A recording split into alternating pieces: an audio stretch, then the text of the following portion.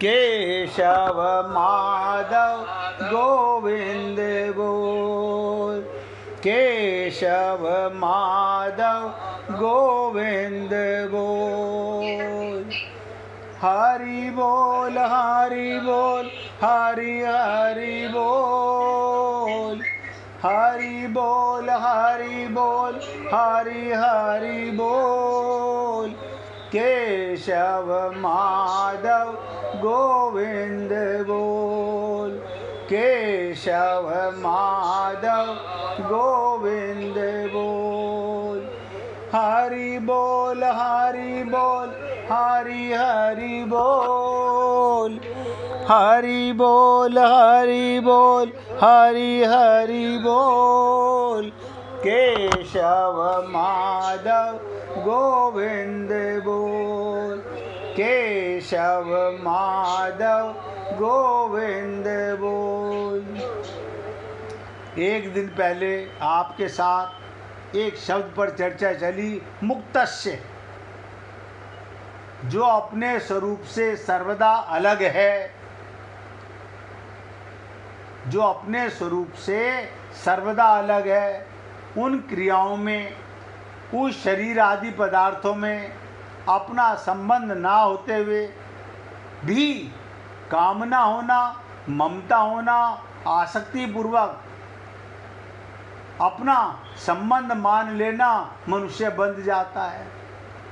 आत्मा सदा मुक्त है, सदा मुक्त है, लेकिन हमने इनके साथ आसक्ति पूर्वक, कामना पूर्वक, ममता पूर्वक संबंध बनाया, हम बंध गए।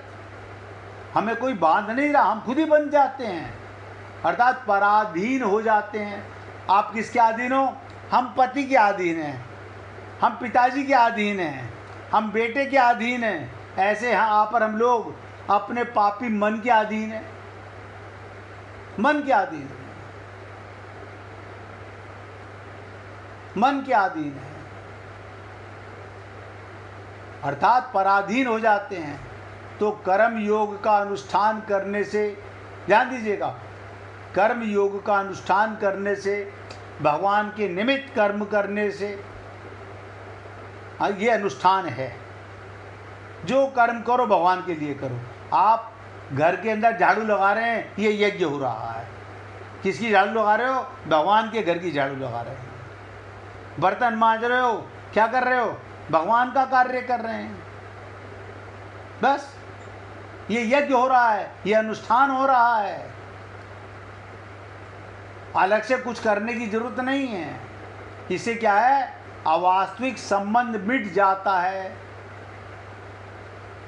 तब कर्मयोगी सर्वदा असंग हो जाता है। असंग होते ही वो सर्वदा मुक्त हो जाता है, अर्थात स्वाधीन हो जाता है, स्वाधीन हो जाता है। तो जिसकी बुद्धि स्वरूप का ज्ञान, ध्यान से सुनिएगा, जिसकी बुद्धि में स्वरूप का ज्ञान नित्य निरंतर जागृत रहता है, इसे कहते हैं ज्ञानावस्थिता चेतसा। स्वरूप ज्ञान होते ही उसकी स्वरूप में स्थिति हो जाती है जो वास्तव में पहले से थी। हम कहाँ थे? अपने स्वरूप में रहते हैं, आत्मा स्वरूप में। अब आपकी बुद्धि में शरीर का ज्ञान भरा हुआ है, परिवार का ज्ञान भरा हुआ है, क्योंकि ये माइक बुद्धि है। अभी दिव्य बुद्धि तो हुई नहीं है, चेतन बुद्धि नहीं है, ये जड़ बुद्धि है। जिसकी बुद्धि में ये स्टोर हो जाए अंतःकरण में, मैं आत्मा और मेरे अंतःकरण में सब परमात्मा का परिवार, शरीर का संबंध खत्म, यानी अंदर जो बैठे हुए हैं वो भी परमात्मा का संबंध है, जो वास्तव में पहले से ही था। अब ध्यान से समझिएगा भैया, नरेंद्र भाई, अब आवाज बंद कीजिएगा मोबाइल की। वास्तव में ज्ञान संसार का होता है, ध्यान से समझिएगा।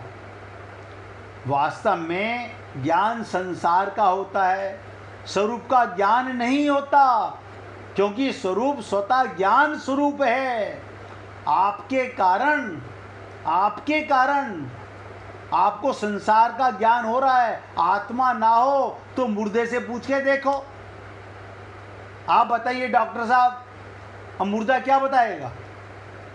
अभी तो एक डॉक्टर था, अभी ये, लेकिन आत्मा के कारण ये जो ज्ञान था वो आत्मा के कारण था, बुद्धि के कारण नहीं था, अंतःकरण में कारण नहीं था। स्वरूप स्वतः ज्ञान स्वरूप है, चेतन स्वरूप है, आनंद स्वरूप है। आत्मा क्या है? चेतन स्वरूप है, आनंद स्वरूप है, सुख स्वरूप है। क्रिया और पदार्थ ही संसार है। क्रिया और पदार्थ संसार है, तो क्रिया और पदार्थ का विभाग अलग, स्वरूप का विभाग अलग। अर्थात क्रिया और पदार्थ का स्वरूप के साथ किंचन मात्र भी संबंध नहीं है। आत्मा के चेतनता से ये इंद्रियां वर्ग कर रही हैं, आत्मा कोई काम नहीं कर रहा।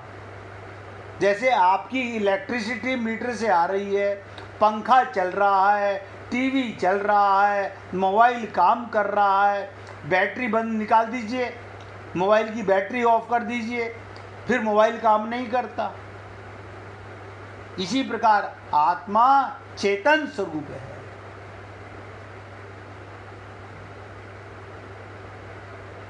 तो हमारा स्वरूप क्या है? चेतन। क्रिया और पदार्थ प्रकाश्य हैं तथा स्वरूप प्रकाशक है। आत्मा के चेतनता से ये आंख देख रही है, हैं? मेरी आंख में देखने की ताकत ना ना ना ना, आंख में क्या ताकत होगी? मुर्दे की भी आंख है। आत्मा की चेतनता से ये इंद्रियां वर्क करती हैं। आपका स्वरूप प्रकाशक है, प्रकाश देने वाला। इस प्रकार क्रिया और पदार्थ के स्वरूप से भिन्नता का ठीक ठीक ज्ञान क्रिया और पदार्थ से, अपने स्वरूप का आत्मा का ठीक ठीक ज्ञान होते ही क्रिया और पदार्थ रूपी संसार से संबंध विच्छेद होकर स्वतः सिद्ध असंग आत्म स्वरूप से स्थिति का अनुभव हो जाता है। भाई साहब बड़े खुश हो, क्या बात है? कोई लॉटरी निकल आई? बोले हाँ, आज मुझे अपना पता चल गया। क्या बताओ? मैं ना मरने वाला हूँ, मैं चेतन हूँ, मैं जड़ नहीं हूँ, ना मेरा जन्म होता है ना मेरी मृत्यु होती है, ना मेरा कोई रिश्तेदार है ना मैं किसी का रिश्तेदार हूँ। मैं तो परमात्मा के साथ रहता हूँ, परमानंद में रहता हूँ। अब आप आनंद में रहेंगे, आपको कोई दुखी नहीं कर सकता, आपको कोई भी संसार में दुखी नहीं कर सकता। ऐसा कोई संसार में पैदा ही नहीं हुआ जो आपको दुखी कर दे। हम दुखी हैं अपने पापी मन, पापी बुद्धि और पापी चित्त के कारण। शरीर को मैं मान के व्यक्ति दुखी भोगेगा। ये दुखाल्य संसार है। गीता में कहा गया दुखाल्यम ही संसारा। इसलिए हे पुण्य आत्माओं, क्रिया और पदार्थ से स्वरूप से भिन्नता ठीक ठीक ज्ञान होने पर पदार्थ रूपी संसार से संबंध विच्छेद होकर स्वतः सिद्ध असंग स्वरूप में स्थित अनुभव हो जाता है। आप सदा से अज्ञानता में अपने को एक साथ मानते थे, असंग हो। आपका जड़ से कोई संबंध ही नहीं है। शरीर बीमार होता है, शरीर का जन्म होता है, शरीर मरता है, और मन खुश होता है, मन दुखी होता है। आत्मा ना खुशी होती है ना दुखी होती है। हमारा लक्ष्य से लगाओ। एक कथा सुनिएगा, उसके बाद इसी श्लोक की बहुत इम्पोर्टेंट चर्चा है। लक्ष्य से लगाओ। क्या लगाओ? हमारा लक्ष्य क्या है? What is the aim of your life? हम लोगों का असली लक्ष्य क्या है, उससे मेरा लगाव है कि नहीं है। 7-8 साल की एक लड़की, ध्यान से सुनो, भगवत प्राप्ति है ना भी तो। हाँ बिल्कुल वही है। तब वो एक कथा के माध्यम से बताना चाह रहा हूँ। 7-8 साल की एक लड़की अपने से 2-3 साल छोटे एक बच्चे को गोद में उठाकर कहीं जा रही थी। 7-8 साल की लड़की अपने से 2-3 साल छोटे बच्चे को उठाकर गोदी में जा रही थी। लड़की कमज़ोर और दुबली पतली थी, जबकि उसकी गोद में जो बच्चा था वो काफ़ी हिस्ट पुष्ट था, मोटा ताज़ा था। इसके बावजूद भी लड़की तेज़ी से चली जा रही थी। एक राहगीर ने जब ये देखा, उसे उत्सुकता हुई, लड़की से पूछा, बेटा इतना बोझ उठाकर, ध्यान से सुनो, इतना बोझ उठाकर तुम इतनी तेजी से कहाँ चली जा रही हो? लड़की ने मुड़ के देखा, बोझ नहीं, ये तो मेरा भाई है। लड़की ने राहगीर को एक झटके में जवाब दिया। अब बिना रुके आगे बढ़ गई। इस घटना से देखिए क्या छोटी सी घटना है, इस घटना से आश्चर्य हो सकता है। एक कमज़ोर और दुबली पतली लड़की कैसे अपने से ज़्यादा बोझ उठा लेती है। कारण स्पष्ट है, लड़की अपने भाई को बहुत प्यार करती है, इसलिए उसका भाई उसके लिए बोझ नहीं लगता। इस प्रसंग से कई चीज़ें स्पष्ट होती हैं। अब ध्यान दें, हमारा लक्ष्य क्या है। जिस व्यक्ति, वस्तु या प्राणी को, बहुत ध्यान से समझें, जिस व्यक्ति को, वस्तु या प्राणी को हम मन से चाहते हैं,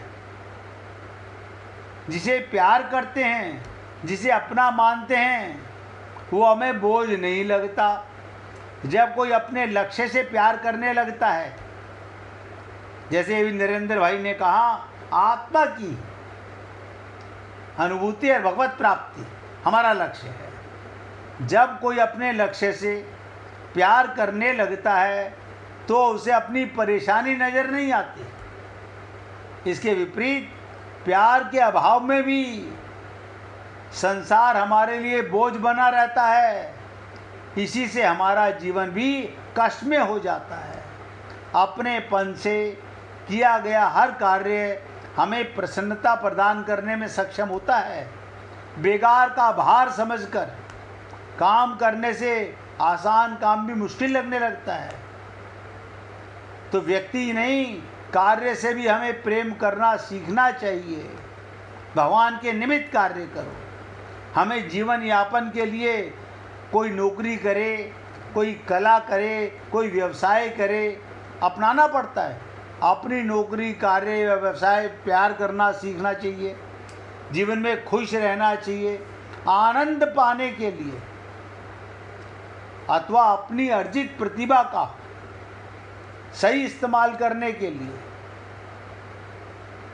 ये ना सोचे मेरी पसंद की नौकरी मिले, मेरी पसंद का मकान मिले, मेरी पसंद का व्यापार मिले,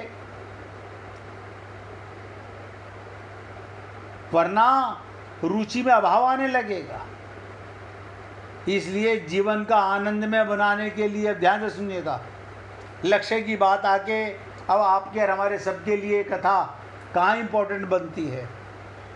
जीवन का आनंदमय बनाने के लिए, जीवन को आनंदमय बनाने के लिए पहले तो यही ज़रूरी है, हमें जो भी कार्य करना पड़ रहा है उस कार्य में दक्षता, कुशलता प्राप्त करने की कोशिश की जाए। दूसरी चीज़, जो चीज़ें हमारे अस्तित्व के लिए अनिवार्य हैं उसे घृणा करना अथवा उनकी उपेक्षा करना छोड़कर उसे भगवान की मान के सम्मान दिया जाए। तीसरे, यदि कोई कार्य हमें नहीं आता लेकिन उस कार्य में विशेष दक्षता अथवा प्रवीणता हासिल करनी है तो प्रारंभ से ही सीखना होगा। जैसे संत महात्मा हमको भक्ति के मार्ग पर ले जाते हैं। आप ताज्जुब करेंगे, हमारे गुरुदेव कहा करते थे 99% लोग तो हमारे पास आते हैं, गुरुजी हमें हनुमान चालीसा आती है, हमें शिव चालीसा आती है, हमें रामायण पढ़नी आती है, हमें मंदिर में जाके पूजा करनी आती है। यानी वो जो कर रहे हैं वो सब काम तो हमें आते हैं, हमें इससे आगे का काम सिखाओ। अब आप ध्यान से सुनो, हम सब लोग जब भी किसी गुरु के पास जाते हैं, भगवान तो बताएगा नहीं, गुरु ही बताएगा, तो हम पहले से सीखे हुए होते हैं। और गुरु कहता है अब मुझे पहले आपका ये जो ज्ञान है, माइक ज्ञान है, उसे मिटाना होगा, हैं? हम कहते नहीं हमें इससे आगे का बताओ। अब आप मुझे बताइए, हमने अपनी बुद्धि से रामायण पढ़ ली, चौपाइयाँ बोलनी आ गई, कंठस्थ कर ली, हनुमान चालीसा सबको याद हो गई, तो इसका मतलब आप हनुमान जी बन गए हो, हनुमान जी की कृपा के प्राप्त कर ली आपने। अब भक्ति की खोज हो रही है, सीता की खोज हो गई है, राम का लक्ष्य बन गया है। ना वो तो नहीं बना, लक्ष्य तो कमाई का बना हुआ है, लक्ष्य तो शरीर का बना हुआ है। इस प्रकार ये आप और हम लोगों के पास जो कचरा ज्ञान है वो हमारे अंतःकरण में बुद्धि को, मन को दूषित किए हुए है। आप और हम लोग समझते नहीं हैं।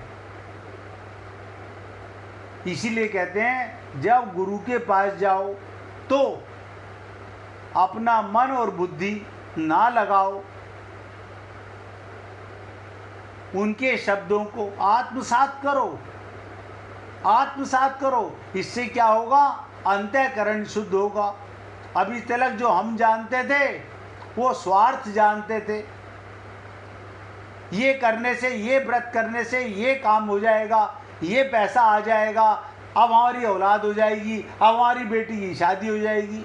अब आप बताइए, आप किस लिए जाते हो मंदिर में, किस लिए पूजा करते हो? भगवान कहेंगे मुझे क्या पूजा कर रहे हो, मैं तो तुम्हें मिला हुआ हूं और हम पूजा कर रहे हैं। हम वो सारे कुकर्म कर रहे हैं जिसकी आवश्यकता नहीं है। आप बता दीजिए कभी भगवान में ये भाव बनता हो कि प्रभु आपसे बात करते हैं, कभी आप प्रभु से बातें करते हो, कभी आप प्रभु के लिए रोते हो, कभी आप विरक्ते हो, कभी रातों को जागकर भगवान से चिंतन मनन करते हो, संतों की सुनी हुई लीलाओं का चिंतन करते हो, कभी भगवान के रास में जाते हो, कभी सीता के अशोक वाटिका में भक्ति की खोज में जाने का कोशिश तो करो।